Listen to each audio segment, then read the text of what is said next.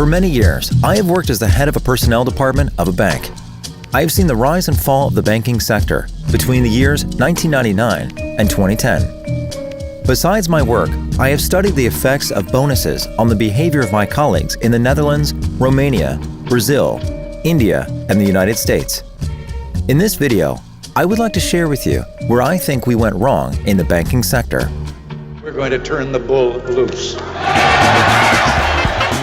In the 1980s, banks were given more and more freedom. After the previous crisis in the 1930s, that freedom was taken away from them. Here you see the former American President Ronald Reagan surrounded by bankers as he signs a bill to give more freedom to banks.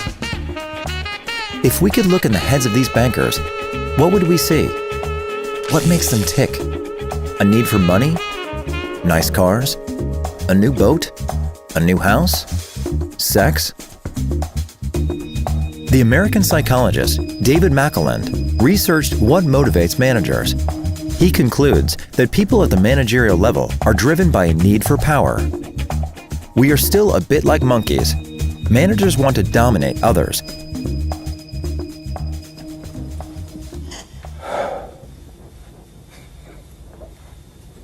When does a banker dominate his peers? The answer is when your bank is better and bigger than the neighboring bank. Performance is not absolute. It's a matter of competition. You don't want to be good, you want to be better than others. Leon Festiger was a psychologist who was the first to study social comparison. It's very cool, baby, but that's nothing. According to Festiger, humans live in herds and compare themselves with others in the group. What do you think? With the conceptualization of performance, we see the same. For a banker, performance means outperforming others. I can't believe that Bryce prefers Van Patten's card to mine. But wait, you ain't seen nothing yet. At my bank, this is exactly what happened. Our bank was not supposed to perform well. We were supposed to outperform other banks. A kind of Champions League of 16 banks was defined. In 2000, we were number 16. It was the ambition of our CEO to be at the top in 5 years. How do you make sure that these ambitious targets are met? Here you see the targets that my business unit had to achieve in 12 months. A net income of 1.25 billion euro and 315 million euro profit. If we succeeded, there were significant bonuses to be made. If these targets were not met, we had a serious issue. There was one important rule. Targets were not readjusted during the year. Where have we heard this before? 5-year plans? Targets? No readjustment on the production planning?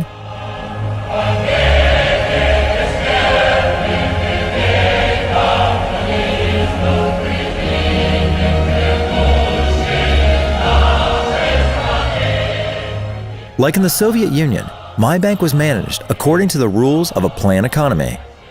The plan was cascaded to an individual level. Our collective labor agreement explicitly prohibited adjustments of the planning during the year. Stephen Kerr wrote a classic article called On the Folly of Rewarding for A While Hoping for B, in which he explains that often performance targets are not well designed. Managers define work performance too simplistically and focus too much on the quantity of work instead of quality.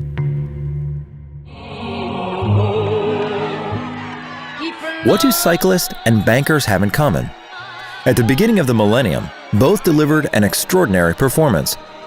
However, years later, both had to admit that in hindsight, their performance was lousy.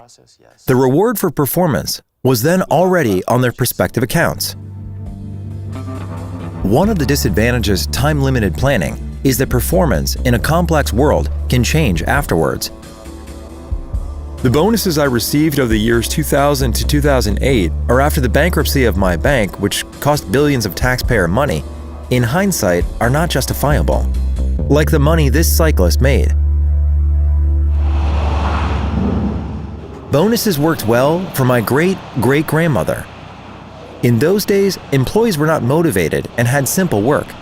More money led to more motivation, which led to more productivity in terms of quantity. In today's banking industry, however, it's not about more quantity, but more quality. In a meta-analysis in which Jenkins and colleagues analyzed more than 40 studies of other scientists, they found that there is no correlation between bonuses and the quality of work. They did find a significant relation between bonuses and quantity of work. Hence, that is what we got in the banking sector, more quantity. What can we conclude when we combine the article of Kerr that states that managers set simplistic quantitative targets with this research, which states that bonuses led to more quantity but not quality of work? Well, that bonuses for simplistic targets makes employees focus on quantity of their work alone. This can lead to dangerous situations, like paying a pizza delivery boy extra for the speed of his delivery. Nassim Taleb added another perspective to the mistakes of banks in his bestseller, The Black Swan. He showed that in the banking sector, we are fooled by randomness. Taleb, who was once a trader on Wall Street, states that there are many factors that determine the results of banks that are not controlled by the bank. It's random. If you gamble right, you will receive a bonus. When you gamble wrong, somebody else pays the bill. Risk is good.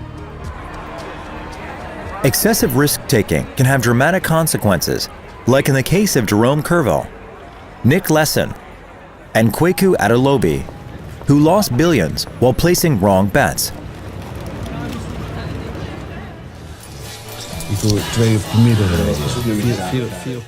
Banks started to take more risk.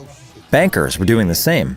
I do a lot of research on how bankers, or ordinary people, act in a situation in which profit is for them and losses are for somebody else. The result is always more risk-taking. I got a $100 check from my grandma, and my dad said I need to put it in the bank so it can grow over the years. Well, that's fantastic. Bank employees were taking more and more risk and started selling risky products in order to make their targets. Clients were vulnerable as they did not understand these products. We can put that check in a money market mutual fund. Then we'll reinvest the earnings into foreign currency accounts with compounding interest, and it's gone.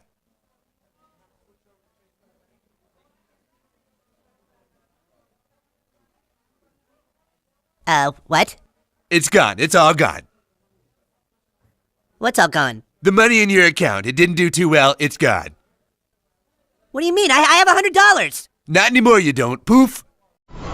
After having lost billions, taxpayers became angry at banks and wanted their money back. Just take the bag, take it up there. Absolutely not. Fill it up.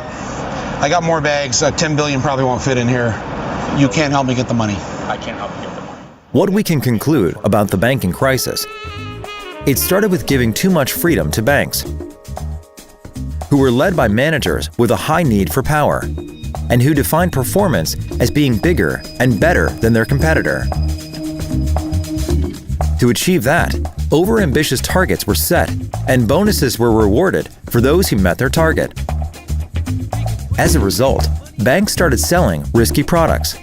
When things went right, the bankers became richer. When things went wrong, the people became poorer. We cannot change human nature. Managers are motivated by a need for power. But we can force them to plan more realistically. Ik zou beginnen met, als ik het opnieuw zou kunnen doen, met... If I could turn back the clock, I would not impose these heavy targets. Te formuleren. Dat is, Back then it made sense, but it was unwise. We should not have done that. I should not have done that. Dat hadden we niet moeten doen. Dat had ik niet moeten dragen. Planning per se is not wrong, but change your plan when it's inaccurate. Turn right. Also, we have to stop thinking that we live in the time frame of the Industrial Revolution, when motivating employees was very important. Today, most employees are motivated. The problem is rather a lack of knowledge and skills. If you want to improve performance, stop focusing on motivation, but start thinking about ability. If you want to improve performance, don't waste your money on bonuses, but invest that money in training.